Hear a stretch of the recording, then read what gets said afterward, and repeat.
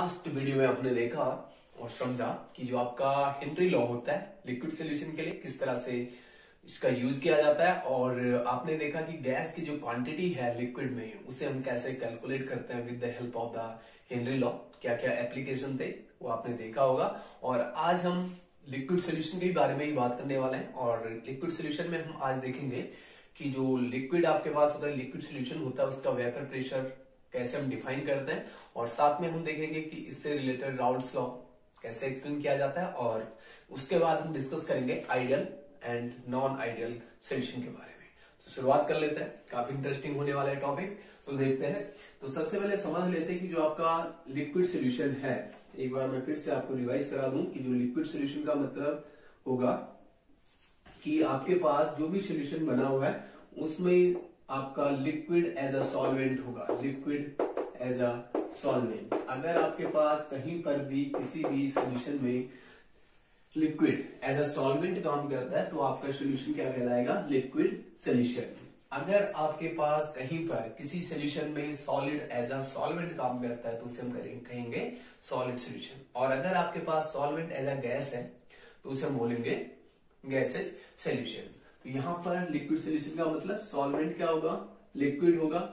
इसके अंदर आपके पास सॉलिड कुछ भी हो सकता है। सॉलिड में आपके पास हो सकता है सॉलिड हो सकता है, या फिर लिक्विड हो सकता है, या फिर गैसेज फॉर्म आप इसमें ऐड कर सकते हो। गैसेज वाला हम ऑलरेडी कवर कर चुके हैं। यहां पर हम मेनली देखेंगे सॉलिड वाला और लिक्विड वाला, राइट।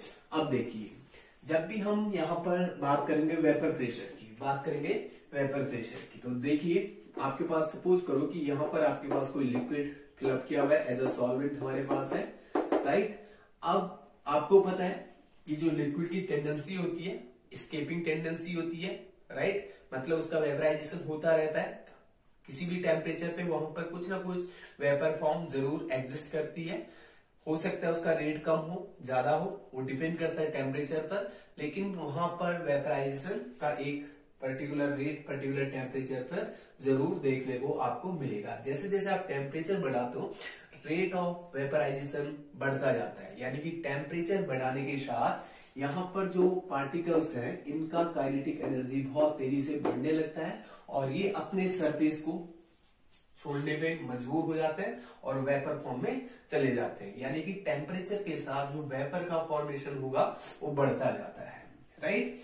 तो अब कोई वेपर क्यों बढ़ रहा है? एक तो आप समझ सकते हो कि जो वेपर का फॉर्मेशन होगा, वो किस बात पे डिपेंड करेगा? एक तो करेगा टेम्परेचर पर। किसी लिक्विड का जितना ज्यादा टेम्परेचर आप बढ़ाओगे उतना ज्यादा वहां पर वेपराइजेशन होगा, राइट। दूसरी तरफ हम बोल सकते हैं कि जो आपका लिक्विड है वहां पर लिक्विड के बीच में जो आपके पास पार्टिकल है लिक्विड के उनके बीच का इंटरमॉलिक्यूलर फोर्स कैसा है? Intermolecular force, right. अगर आपके पास टेम्परेचर ज्यादा होगा तो वेपर ज्यादा बनेगी। अगर इंटरमॉलिक्यूलर फोर्स वीक होगा तो वेपर ज्यादा बनेगी, राइट। वेपर ज्यादा बनेगी अगर आपके पास इंटरमॉलिक्यूलर फोर्स वीक होगा। अगर फोर्स वीक होगा तो पार्टिकल जल्दी भागेंगे, लिक्विड से जल्दी एस्केप कर जाएंगे। तो दो कंडीशन है जो वेपर के लिए रिस्पॉन्सिबल है। एक तो आप देख सकते हो कि नेचर ऑफ सॉल्वेंट या जो भी आपका लिक्विड है उसके नेचर पे डिपेंड करेगा।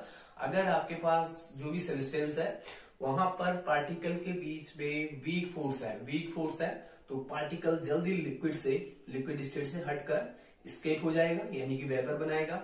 दूसरी बात, अगर आप उसे टेम्परेचर दोगे तो जो फोर्स ऑफ अट्रैक्शन होगा वो खत्म हो जाएगा और पार्टिकल वहां से हटकर एस्केप कर जाएगा। तो दैट मीन्स आपके पास दो मेजर फैक्टर है, एक टेम्परेचर और दूसरा वीक इंटरमॉलिक्यूलर फोर्स होने की वजह से लिक्विड आसानी से वेपराइज हो जाता है। तो ये दो फैक्टर है जो वेपर बनाने के लिए रिस्पॉन्सिबल है। अब हम बात करेंगे वेपर प्रेशर की।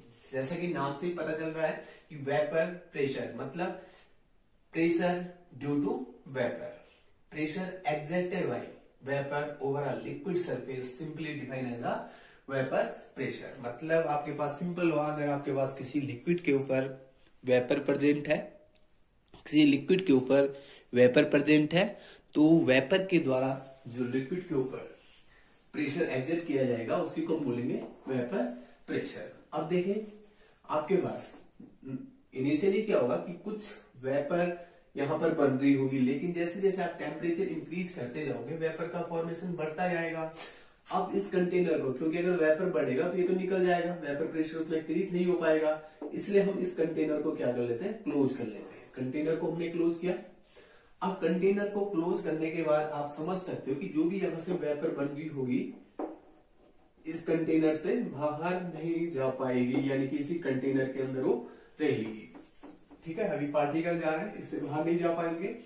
अब स्टार्टिंग में तो रेट ऑफ वेपराइजेशन, मतलब वेपराइजेशन होता जाएगा, पार्टिकल सरफेस को छोड़ते जाएंगे, ऊपर उठते जाएंगे, लेकिन कुछ टाइम बाद यहाँ पर क्या होगा, जब पार्टिकल बहुत सारे इकट्ठे हो जाएंगे तो इनका कंडेंसेशन होना भी शुरू हो जाएगा, कंडेंसेशन होना भी शुरू हो जाएगा। राइट, मतलब हम कह सकते हैं कि एक ऐसा भी टेम्परेचर आएगा, एक ऐसी भी कंडीशन आएगी क्लोज कंटेनर में। ये कंटेनर आपका कैसा होना चाहिए, close, this is the closed container. Right, close container में एक ऐसी कंडीशन आएगी जहां पर आपको दिखेगा rate of vaporisation equal to rate of condensation, दोनों प्रोसेस बराबर चल रही है।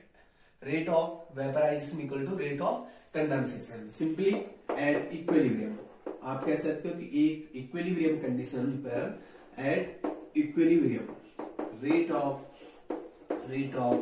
Vaporisation equal to rate of condensation,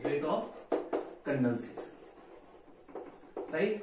rate of vaporisation equal to rate of condensation. जब इस तरह का इक्विलिब्रियम स्टेबलाइज हो जाता है लिक्विड सॉल्यूशन में, तो वहीं पर हम मेजर करते हैं वेपर प्रेशर। अब इस कंडीशन पर जब इस तरह की प्रोसेस हो गई तो उस कंडीशन पर जो यहाँ पर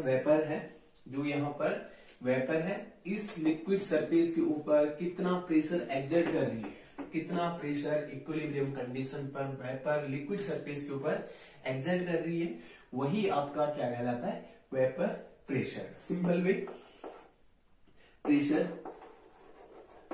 exerted by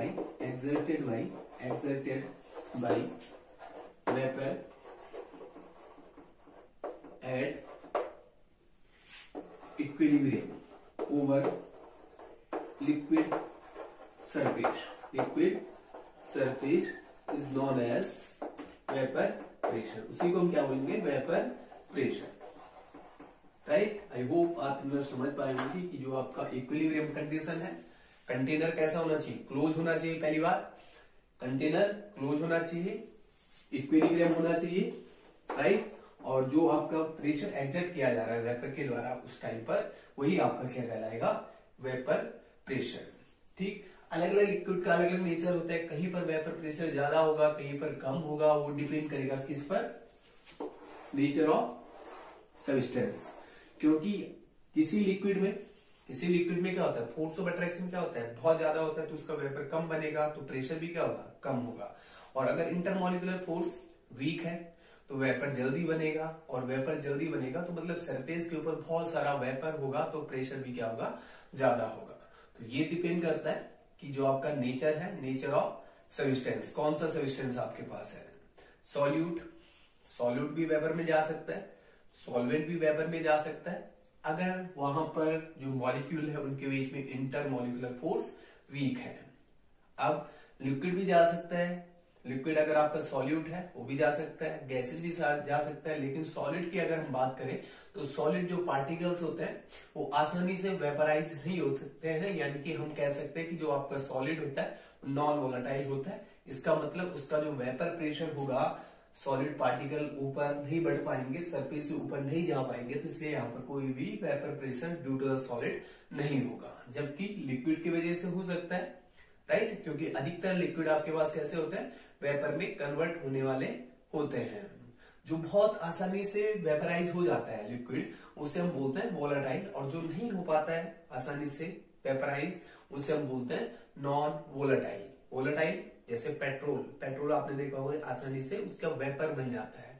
कुछ सब्सटेंस ऐसे हैं, जैसे अगर मैं बात करूं कि NaCl का आसानी से वेपर नहीं बनता है, तो NaCl आपका क्या हो गया, सोडियम क्लोराइड आपका क्या हो गया, नॉन वोलेटाइल सॉल्यूट में आएगा, राइट। अगर आप इसे एज अ सॉल्यूट ऐड कर रहे हो किसी सॉल्वेंट में यानी कि वाटर में, तो वो किस में आएगा, नॉन वोलेटाइल सॉल्यूट में आएगा, ठीक है। तो ये तो वेपर प्रेशर है। अब हम आगे बढ़ेंगे और समझेंगे राउल्ट्स लॉ। राउल्ट्स लॉ क्या है और किस तरह से राउल्ट्स लॉ वेपर प्रेशर को एक्सप्लेन कर